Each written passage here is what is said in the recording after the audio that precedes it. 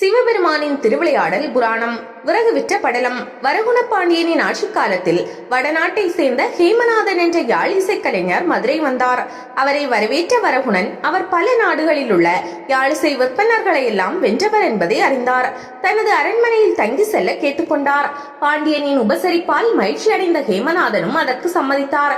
ஹேமநாதன் இசையில் யாருக்கும் சளைத்தவர் அல்ல என்றாலும் அந்த திறமையே அவருக்கு அகந்தையையும் வளர்த்து விட்டிருந்தது. அவர் தன்னோடு வந்த சீடர்களை பாண்டிய நாடெங்கும் அனுப்பி யாழ் வாசிக்க சொன்னார். அவர்களது இசை நாட்டு மக்களை கவர்ந்தது. ஹேமநாதனின் புகழ் எங்கும் பரவியது. இயற்கையிலேயே அகந்தை மிக்க ஹேமநாதனுக்கு இந்த புகழ் மேலும் கண்ணை மறைத்தது. மன்னரை பார்க்க அரண்மனைக்கு வரும்போது கூட அலட்சியமாக நடந்து கொண்டார். அவரது செருக்கை அடக்க முடிவெடுத்தான் வரகுண பாண்டியன். அவ்வூரில் பாணபத்திரர் என்ற யாழிசை கலைஞர் இருந்தார். அவரை அழைத்த வரகுணன், பாணபத்திரரே, இங்கே வந்துள்ள ஹேமநாதன் அகந்தை மிகுதியால் என்னையோ மற்ற கலைஞர்களையோ மதிப்பதில்லை. அவரது ஆணவத்தை அழிக்க நீரே தகுதியான நபர். நீர் இசைக்கும் யாழின் முன்னால் அவரது இசை எடுபடாமல் போக வேண்டும். அவர் முன்னால் யாழிசைக்க நான் ஏற்பாடு செய்கிறேன் என்றான். பாணபத்திரரும் ஒப்புக்கொண்டார். மன்னா, சோமசுந்தர பெருமானின் அருளாசியுடன் அந்த கலைஞனின் செருக்கை அடக்கியே தீர்வேன். அவர் பெற்றுள்ள விருதுகள், வாங்கிய பரிசுகளை எனக்கு உரிமை உள்ளதாக செய்வேன் என சபதம் செய்தார். சபதம் செய்துவிட்டு அரண்மனையை விட்டு வெளியே வந்த பாணபத்திரனின் காதுகளில் தேனாறு பாய்வது போல் யாழிசை கேட்டது. அதை வாசிப்பது யார் என எட்டி பார்த்தான். அனைவரும் ஹேமநாதனின் சீடர்கள். இப்போதுதான் அவர் யோசிக்க ஆரம்பித்தார். அவசரப்பட்டு மன்னனிடம் சபதம் செய்து விட்டோமே, ஹேமநாதனின் சீடர்களே இவ்வளவு இனிமையாக பல புதுமைகளை பூத்தி யாழ் மீட்டுகிறார்கள் என்றால் ஹேமநாதனிடம் எவ்வளவு திறமை ஒளிந்திருக்கும். இவர்களின் அளவுக்கு என்னிடம் திறமை இல்லையே, என்ன செய்யலாம்? அவரை பயம் பிடித்து ஆட்டியது.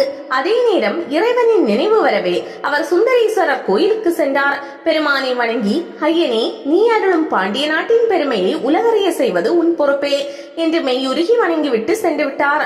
அந்த பக்தனுக்காக தன் கால் நோக நடந்து, கை நோக விறகு வெட்டி, தலை நோக அதை சுமந்து சென்று விற்க தயாராகி விட்டார் சுந்தரேஸ்வர். விறகு வெட்டியாக வேஷம் பூண்டு மதுரை நகர தெருக்களில் அலைந்தார். ஒரு கிழிந்த ஆடையை உடுத்திக் கொண்டு தலையில் இருந்த பிறை சந்திரனை அறிவாள் போல் ஆக்கி இடுப்பில் சொல்லி வைத்திருந்தார் அவர். கால்களில் ஒரு தேய்ந்த மரசெருப்பு இருந்தது. பழைய யாழ் ஒன்றை அவரது தோளில் மாட்டிக்கொண்டார். விறகுக்கு அநியாய விலை சொல்லிக் கொண்டு யாருக்கும் விற்க மறுத்து மாலை வரை நேரத்தை ஓட்டினார். பின் ஹேமநாதன் தங்கியிருந்த அரண்மனை போன்ற வீட்டு திண்ணையில் அமர்ந்தார். விறகு கட்டை இறக்கி வைத்துவிட்டு தன்னிடமிருந்த யாழை எடுத்து மீட்ட துவங்கினார். ஆகா, தேனினும் இனிய இசை அந்த பகுதியை நிறைத்தது. ஹேமநாதனின் சீடர்கள் இந்த இசை கேட்டு எழுந்தோடி வந்து தங்களை மறந்து ரசித்தனர். ஹேமநாதனையும் அந்த இசை ஈர்த்தது. உறங்க இருந்த அவர் விரைந்து வந்து அந்த இசையை ரசித்தார். தன்னை மறந்து யாழிசைத்து முடித்த விறகு வெட்டியிடம் சென்ற அவர், தம்பி, நீ யாரப்பா? விறகு விற்கும் முன்னிடமா இவ்வளவு பெரிய இசை புதைந்துள்ளது? நீ இசைத்தால் பொருட்கள் அசைவதையும், இசையை நிறுத்தினால் உயிர்களே அசைவில்லாமல் போய்விடுவதையும் கவனித்தேன். இப்படிப்பட்ட அரிய இசையை யாரிடம் கற்றாய் என்றார். ஐயா, நான் ஒரு காலத்தில் இவ்வூரில் உள்ள யாழிசை கலைஞரிடம் பாடம் படித்தேன். எனக்கு வாசிக்கவே தெரியவில்லை என அவர் என்னை விலக்கிவிட்டார். அவ்வப்போது அவரிடம் படித்த பாடத்தை நினைவுபடுத்தி ஏதோ வாசிப்பேன். பயிற்றுக்காக விறகு விற்கிறேன் என்று ஏதுமறியாதவர் போல் சொன்னார் சுந்தரேஸ்வர பெருமான். ஹேமநாதர் கோபத்துடன், உன்னை வகுப்பிலிருந்து விலக்கிய அந்த முட்டாள் புலவன் யார் என்றார். ஐயனே, அப்படியெல்லாம் சொல்லாதீர்கள். அவர் தனது இசையால் இறைவனின் மனதையே தன்வசமாக்கி விடுபவர். யாழிசை மேதை என்று அப்பாவியாய் சொன்னார் சொக்கநாதர். யார் அந்த புலவர் திலகம் என்று விறகு வெட்டியிடம் ஹேமநாதன் கேட்கவே, அவர் பெயர் பாணபத்திரர். அவர் அரசவை யாழிசை கலைஞர் என்று சிவபெருமான் கூறவே அரண்டு விட்டார் ஹேமநாதன். இந்த விறகு வெட்டியிடமே இவ்வளவு திறமை இருந்தால் இவனது குருவிடம் எந்த அளவுக்கு திறமை இருக்கும் என நினைத்தவர், பாணபத்திரருக்கு என் திறமை அனைத்தும் சமர்ப்பணம், என் பரிசு பொருட்களை இங்கேயே விட்டு செல்கிறேன், அவற்றை அவரிடமே ஒப்படையுங்கள் என எழுதி கொடுத்து விட்டு சீடர்களுடன் இரவோடு இரவாக கிளம்பி சென்று விட்டார். மறுநாள் அவையே பரபரப்பாக இருந்தது. ஹேமநாதன் காணாமல் போனதுதான் அன்றைய சூடான விவாதமாக இருந்தது. இதற்குள் எம்பெருமான் பாணபத்திரரின் இல்லத்திற்கு சென்று நடந்ததை சொல்லி மறைந்தார். தனக்காக விறகு சுமந்த அண்ணலை வணங்கி மன்னரை காண சென்றார் பாணபத்திரர். அவரது பாதங்களில் விழுந்த மன்னன், இறைவனே, உமக்காக பாதம் நோக பணி செய்கிறார் என்றால் அவருக்கு பிடித்தமான உமது பாதங்கள் எனது வணக்கத்துக்குரியவை. இனி நீ என்னை புகழ்ந்து இசை மீட்டாமல் இறைவனின் புகழையே பாட வேண்டும் என கேட்டுக்கொண்டான். பாணபத்திரரும் அவ்வாறே செய்து வந்தார். சிவபெருமானின் திருவிளையாடல் புராணம். திருமுகம் கொடுத்த படலம். காலப்போக்கில் ஹேமநாதன் மூலம் கிடைத்த பணம் மன்னர் பரிசாக அளித்தது எல்லாம் காலியாகி விட்டது. பானபத்திரரின் குடும்பத்தில் வறுமை நிலை ஏற்பட்டது. தனக்கு ஏற்பட்ட கதையை பெருமானிடம் சொல்லி அழுதார் அவர். அப்போது அசரீரி ஒலித்தது. பானபத்ரா, கவலைக்குள்ளாதே, இதோ இங்கிருக்கும் படிக்கட்டில் தினமும் ஒரு பொருள் இருக்கும், அதை எடுத்து சென்று பிழைத்துக் கொள் என்றது குரல். இதை இறைவனின் திருவாக்காக கருதிய பானபத்திரர் மகிழ்ச்சி அடைந்தார். சொன்னது போலவே தினமும் ஒரு பொருள் கிடைத்தது. இதை கொண்டு வாழ்ந்து வந்த போது மீண்டும் அவருக்கு வறுமை உண்டாக்கி திருவிளையாடல் புரிந்தார் ஈசன். பானபத்திரரின் பக்தியின் பெருமையை உலகறிய செய்யவே இவ்வாறு செய்தார் அவர். ஒரு நாள் இரவில் கனவில் தோன்றிய சுந்தரேஸ்வரர், இதோ சேர மன்னனுக்கு ஒரு திருமுகம், அதாவது திரைசீலையில் எழுதிய கடிதம் தருகிறேன், இதை கொண்டு அவனிடம் கொடுத்து வேண்டுமளவு பொருள் பெற்றுக்கொள் என்றார். உடனே சோமசுந்தர பொருள் அருளி செய்த திருவாக்கினால் ஒரு பாடல் இயற்றினார். இவ்விதம் திருப்பாசுரம் ஒன்று எழுதி கொடுத்துவிட்டு மறைந்தருளினார். பானபத்திரர் திடுக்கிட்டு விழிக்க அவரது கையில் திருமுகம் இருந்தது. ஆச்சரியமடைந்த அவர் இறைவனை வணங்கி சேர நாடு சென்றார். இதற்குள் சேர மன்னனின் கனவிலும் பானபத்திரர் வந்துள்ள தகவலை இறைவன் அறிவிக்கவே உடனே அவர் தங்கியிருந்த இடத்திற்கு தேடி வந்து அரண்மனைக்குள் அழைத்து சென்று வேண்டுமளவு பொன்னும் பொருளும் கொடுத்தான். மீண்டும் பாண்டிய நாடு திரும்பிய அவனது பெருமையை அறிந்த வரகுண பாண்டியனும் பொன்னை வாரி வழங்க பானபத்திரர் அறவே வறுமை நீங்க பெற்றார். சிவபெருமானின் திருவிளையாடல் புராணம். பலகையிட்ட படலம். சோமசுந்தர கடவுளை 3 வேளையும் வணங்கி இசை பாடி வந்த பானபத்திரர் இப்போது அர்த்தசாமத்திலும் இறைவனை பாட ஆரம்பித்து விட்டார். தன்னை இசையால் வசப்படுத்திய பானபத்திரரிடம் மற்றொரு திருவிளையாடலையும் புரிந்தார் ஈசன். ஒரு நாள் அவர் கோயிலுக்கு புறப்பட்ட போது கடும் மழை, இடி, மின்னல் என இருந்தது. யாழை ஒரு துணியில் சுற்றி எடுத்துக்கொண்டு எப்படியாவது கோயிலுக்கு போய்விட வேண்டும் என கருதிய பானபத்திரர் கொட்டும் மழையில் நடந்து கொண்டிருந்தார். யாழை துணியில் சுற்றி வைத்திருந்தாலும் கூட பலத்த மழையில் அது நனைந்ததை தடுக்க அவரால் முடியவில்லை. எங்கும் சேரவேறு. குளிரில் உடல் நடுங்க கோயில் வந்து சேர்ந்தார். வழக்கம் போல யாழை எடுத்து மீட்ட ஆரம்பித்தார். கைகள் நடுங்கியதாலும் மழையில் யாழ் நனைந்து போனதாலும் இசை ஒழுங்காக வரவில்லை. அபஸ்வரம் போல தெரிந்தது. இதற்குள் வெளியே பெய்த மழை நீர் கோயிலுக்குள் புகுந்து பானபத்திரர் நின்ற மண்டபத்தை சூழ்ந்தது. தண்ணீருக்குள் நின்றபடி பானபத்திரர் கடும் முயற்சி செய்து யாழை மீட்டியபடியே இறைவனை புகழ்ந்து பாட ஆரம்பித்தார். கடும் முயற்சி இருந்தால் எந்த சூழலிலும் நமது பணியை திறம்பட செய்யலாம் என்பதற்கு பானபத்திரரின் முயற்சியே உதாரணம்.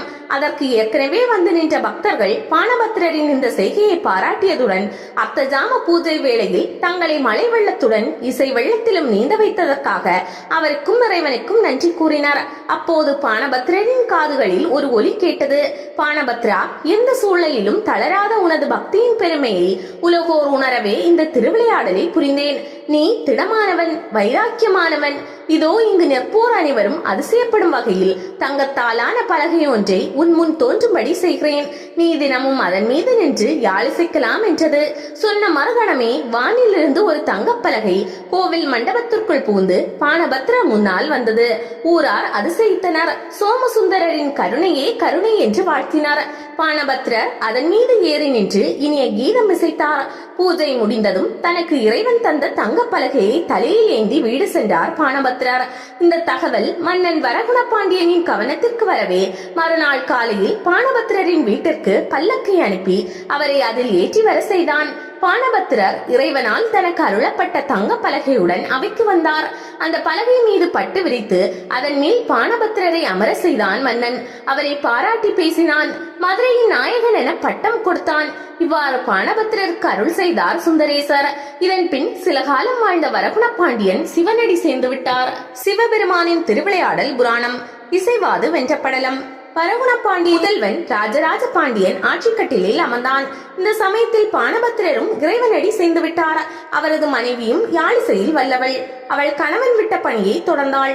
சோமசுந்தரரின் சன்னதிக்கு வந்து மயக்கும் பாடல்களால் பெருமானையும் பக்தர்களையும் பரவசப்படுத்துவாள். மன்னன் ராஜராஜன் சிவபக்தன் என்றாலும் ஒழுக்கமில்லாதவன். குறிப்பாக பெண்கள் விஷயத்தில் பலவீனமானவன். பல பெண்களை தனது அந்தபுரத்தில் ஆசை நாயகியாக வைத்திருந்தான். அவர்களில் ஒருத்தி மிக சிறப்பாக யாழ் மீட்டி மன்னனை புகழ்ந்து பாடுவாள். புகழ் போதை மிக்க ராஜராஜன் அவளது இசையை மட்டுமல்ல, அவளையும் மற்றவர்களையும் விட அதிகம் ரசிப்பான். அந்த பெண் இதனால் பெரும் கர்வம் கொண்டிருந்தாள். மன்னனுக்கு மிகவும் வேண்டப்பட்டவள் என்பதால் அரண்மனையில் அவளை தட்டி கேட்க யாருமில்லை. அவள் பானபத்திரரின் மனைவியை பற்றி கேள்விப்பட்டாள். அவளது மயக்கும் இசை பற்றி அறிந்தாள். உள்ளத்தில் பொறாமை பொங்கியது. தன்னை விட இசையில் உயர்ந்த ஒருத்தி மதுரை நகருக்குள் இருக்கக்கூடாது என்று வரி கொண்டாள்.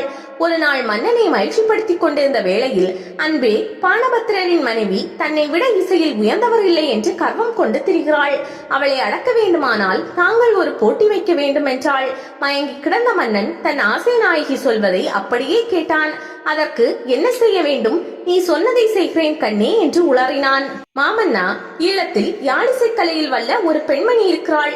அவள் எனக்கு தெரிந்தவள். அவளை இங்கு வரவழைத்து இருவருக்கும் இடையே போட்டி வைக்க வேண்டும். அதில் பானபத்திரர் மனைவி நிச்சயம் தோற்பாள். அவளது கர்வம் அடங்கும் என்றாள். மன்னன் சம்மதித்தான். ஈழத்திலிருந்து அந்த பாடகியை வரவழைத்தான். அவள் தனது மாணவிகளுடன் மதுரை வந்து சேர்ந்தாள். மன்னன் பானபத்திரர் மனைவியை அழைத்தான். பெண்ணே, நீ ஈழத்து பாடகியுடன் போட்டியிட வேண்டும். அவளை வெல்ல வேண்டும். நம் நாட்டின் கௌரவமே உன் கையில் தான் இருக்கிறது என்றான். அன்று தன் கணவன் ஹேமநாதனை வென்றது போல இன்று ஈழத்து பாடகியை நிச்சயம் வெல்வேன். பாண்டிய நாட்டின் புகழ் ஈழம் வரை பரவும் என்று அவள் உறுதியளித்தாள். மன்னனின் மனமோ வஞ்சக எண்ணத்தில் சிக்கியிருந்தது. இவள் எப்படி யாழிசைத்தாலும் சரி, இனிய குரலில் பாடினாலும் சரி, ஈழத்து பாடகியை வென்றாள் என்று தீர்ப்பு கூறிவிட வேண்டும். அத்துடன் இவள் யாழிசைக்க தடை விதித்து விட வேண்டும் என்று திட்டம் வகுத்து விட்டான். இதை அறியாத பானபத்திரரின் மனைவி போட்டிக்கு தயாரானாள். அரங்கம் நிரம்பி வழிந்தது. ஈழத்து பாடகி ஆணவத்துடனும் பானபத்திரர் மனைவி அமைதியாகவும் அரங்கத்தில் வந்து அமர்ந்தனர். போட்டி ஆரம்பமானது. ஈழத்து பாடகி மன்னரை நோக்கி, மாமன்னர் ராஜராஜ பாண்டியரே, தங்கள் தேசத்தில் யாழிசைத்து பாடும் வாய்ப்பினை தந்தமைக்கு நன்றி. ஆனால் என் எதிரே யாழ் என்றால் என்னவென்று அறியாத, 7 ஸ்வரங்களின் வாசனையே அறியாத ஒருத்தியை அமர வைத்து போட்டியிட்டு பாட சொல்கிறீர்கள். அவள் என்னோடு போட்டியிட தகுதியுள்ளவளா என்பதை அறிந்த பிறகே அவளோடு போட்டியிடுவேன். அதாவது ஸ்வரங்கள் குறித்த சில கேள்விகளை கேட்பேன். அதற்கு அவள் பதில் சொல்ல வேண்டும். அதற்கு இஷ்டமில்லை என்றால் இப்போதே அவள் போட்டியில் தோற்றதாக ஒப்புக்கொண்டு விலகிக் கொள்ளலாம். எனக்கு அதில் எந்த ஆட்சேபமும் இல்லை என அலட்சியமாக பேசினாள். அவளது பேச்சில் இருந்த ஆணவத்தை கவனித்த பானபத்திரர் மனைவி, அரசே, அறிவிக்கப்பட்டது இசை போட்டிதானே ஒழிய வாத போட்டி அல்ல. ஒருவேளை இந்த பெண்மணி என்னோடு போட்டியிட பயந்து வாத போருக்கு எடுக்கிறாளோ என்னவோ. யாழிசைக்க தெரியாவிட்டால் பரவாயில்லை. தோற்றதாக அறிவித்துவிட்டு அவளாகவே ஒதுங்கிக் கொள்ளட்டும். எனக்கும் அதில் எந்த ஆட்சேபமும் இல்லை என பதிலடி கொடுத்தாள். கோபமடைந்த ஈழப்பாடகி பதிலுக்கு ஏதோ பேச, பானபத்திரர் மனைவி அதை எதிர்த்து பேச, இசை மேடை சண்டை மேடை ஆகியது. ராஜராஜ பாண்டியன் அவர்களை அடக்கி சமாதானம் செய்தான். நான் ஏற்கனவே அறிவித்தது போல் இசை போட்டி துவங்கட்டும். அதன் முடிவை நான் அறிவிப்பேன் என்றவன் தன் ஆசை நாயகியை ஓரக்கண்ணால் பார்த்தான். அவள் மெதுவாக விஷம புன்னகை சிந்தினாள். அந்த புன்னகையின் அர்த்தம் என்ன தெரியுமா? போட்டியின் போக்கு எப்படி இருந்தாலும் சரி, ஈழத்து பாடகியே வென்றதாக அறிவிக்க வேண்டும் என்பதை போல் இருந்தது. ராஜராஜனும் யாரும் அறியாமல் கண்ணசைத்து அதை ஆமோதித்தான். முதலில் ஈழத்து பாடகி யாழிசைத்து பாடினாள். அதில் அத்தனை சுவாரஸ்யம் இல்லாவிட்டாலும் ராஜராஜன் கைத்தட்டி ரசிப்பதை போல் நாடகமாடினான். பாடல் முடிந்ததும் அவளை வானலாக புகழ்ந்தான். அடுத்து பானபத்திரர் மனைவி யாழிசைக்கவே அதை நிஜமாகவே ரசித்தான். அவன் மட்டுமல்ல, அவையே ரசித்தது. தீர்ப்பு சொல்லும் நேரம் வந்தது. இரு தரப்பு இசையையும் கேட்டு ரசித்தேன். ஆனால் எனக்கென்னவோ ஈழத்து பாடகியின் யாழிசையே உள்ளத்தை கவர்வதாக இருந்தது என்று சொல்லி நிறுத்தியதும் பானபத்திரர் மனைவி மட்டுமல்ல, அவையோர் அதிர்ச்சிக்குள்ளாயினர். மன்னருக்கு என்ன ஆனது என்று அவர்கள் நினைத்தாலும் அவனை எதிர்த்து கருத்து சொல்ல யாரால் இயலும்? அவர்களும் மன்னனோடு இணைந்து ஆமா போட வேண்டியதாயிற்று. மன்னன் ஆசை நாயகியை திருப்திப்படுத்த இவ்வாறு சொன்னானே ஒழிய மனசாட்சி என்னவோ உறுத்தியது. அவையோரே ஈழத்து பாடகி சிறப்பாக பாடினார் என்றாலும் இப்போது நடந்த போட்டியின் அடிப்படையில் நான் தீர்ப்பளிக்க விரும்பவில்லை. ஏனெனில் ஒரே ஒரு பாட்டை கொண்டு இருவரது திறமையை மதிப்பிட முடியவில்லை. இன்னொரு நாள் போட்டி நடத்தி தீர்ப்பளிக்கிறேன் என சொல்லிவிட்டு அரியாசனத்தை விட்டு வேகமாக சென்று விட்டான். அதிர்ச்சியடைந்த பானபத்திரர் மனைவி தன் பாடலை குறைத்து மதிப்பிட்டதால் அவமானம் தாங்காமல் நேராக சொக்கநாதரின் ஆலயத்திற்கு சென்றாள். சொக்கநாத பெருமானே, என் கணவருக்காக அன்று விறகு சுமந்தீர். பாண்டிய மன்னனின் பெருமையை உலகறிய செய்தீர். இன்று எனக்கு சோதனை வந்துள்ளது. என்னை அவையோர் முன்னிலையில் அவமானப்பட வைத்தீர். இறுதி போட்டியில் வெற்றி பெறாவிட்டால் என் நிலைமை என்னாகும் என்றே எனக்கு தெரியாது. மன்னர் தர்மத்துக்கு புறம்பாக தீர்ப்பு சொன்னதை அனைவரும் அறிவர். நீரே இதற்கு நல்ல தீர்ப்பு சொல்ல வேண்டும் என கதறி அழுது பிரார்த்தித்தாள். அப்போது அசரீரி குரல் கேட்டது. பெண்ணே, கலங்க வேண்டாம், நீயே வெற்றி பெறுவாய் என்று அதை சொக்கநாதரின் வாக்காகவே மதித்த அவள் மறுநாள் மன்னனிடமே சென்றாள். அரசே, தாங்கள் செய்வது உங்களுக்கே நன்றாக இருக்கிறதா?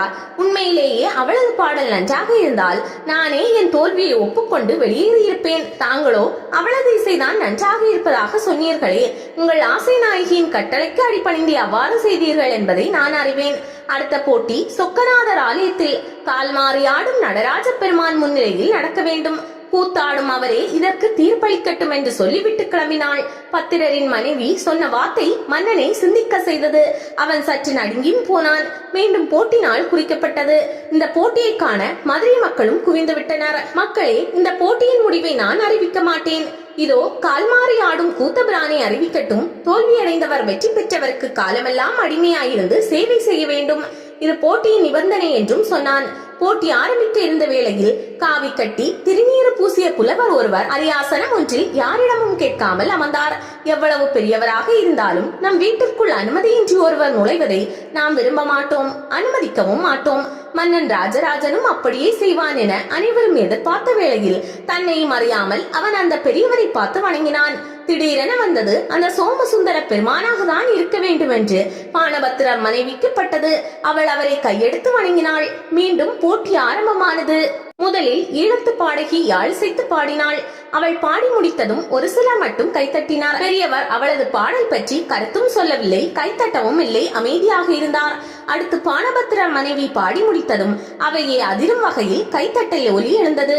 எல்லோரும் பெரியவரை கவனித்தனர். அவரும் அந்த இசைக்கு கைத்தட்டி மகிழ்ந்தார்.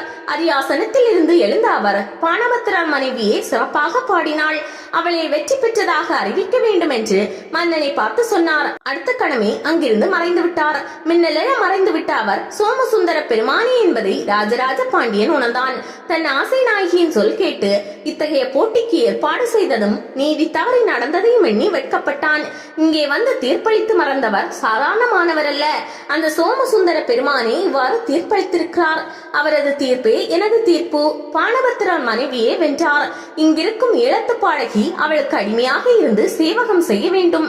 இங்கு வந்து தீர்ப்பளித்த ஈசனின் தீர்ப்பே எனது தீர்ப்பும் என்றான். மன்னனின் ஆசை நாயகி இது கேட்டு தலை குனிந்தாள். அவர்கள் எல்லாம் அரண்மனையை விட்டு உடனே போய்விட வேண்டும் என்றும் மன்னன் சொல்லிவிட்டான். அன்று முதல் ஒழுக்கமான வாழ்வு வாழ உறுதி பூண்டான். பானபத்திரர் மனைவி மன்னனிடம், மா மன்னரே, நமது பாண்டிய மன்னனின் புகழ் இறைவனே சொன்ன எனது வெற்றியால் பாதுகாக்கப்பட்டு விட்டது. அந்த மன திருப்தி ஒன்றே எனக்கு போதும். நாம் எல்லோருமே சோமசுந்தரரின் அடிமைகள். அப்படி இருக்க மானிட பிரவியான எனக்கு இன்னொரு மானிட ஜென்மம் அடிமையாக இருக்க வேண்டும் என்று நான் விரும்பவில்லை. ஈழத்து பாடகியை விடுவித்து விடுங்கள் என்றாள். மன்னனும் அந்த பாடகிக்கும் பானபத்திரர் மனைவிக்கும் பரிசுகளை வழங்கி கௌரவப்படுத்தி அனுப்பி வைத்தான்.